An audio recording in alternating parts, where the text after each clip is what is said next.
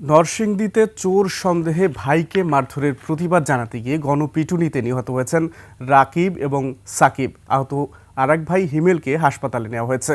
সোমবার সন্ধ্যায় ভাগদি এলাকায় এই ঘটনা ঘটে। পুলিশ ও স্থানীয়রা জানায়, সোমবার সকালে কর্তাতৈল এলাকায় হিমেলকে ভাগদি এলাকার লোকজন চোর সন্দেহে পিটুনি দেয়।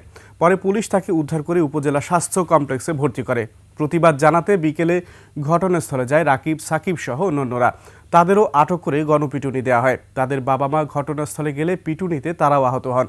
গুরুতর আহত সাকিব নরসিংদী সদর হাসপাতালে চিকিৎসাধীন অবস্থায় মারা যান। উন্নত চিকিৎসার জন্য ঢাকা মেডিকেলে নেয়ার পথে মারা যায় বড় ভাই রাকিব।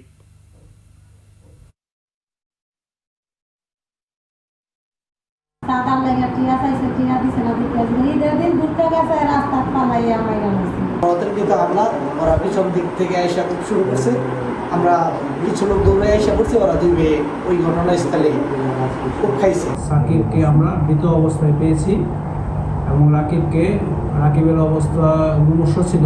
তাকে আমরা প্রাথমিক চিকিৎসা দেওয়ার পর ঢাকা মেডিকেলে রেফার করি, তো ঢাকা মেডিকেলে সে পৌঁছাতে পারেনি। তার আগে সে মৃত্যুবরণ করে।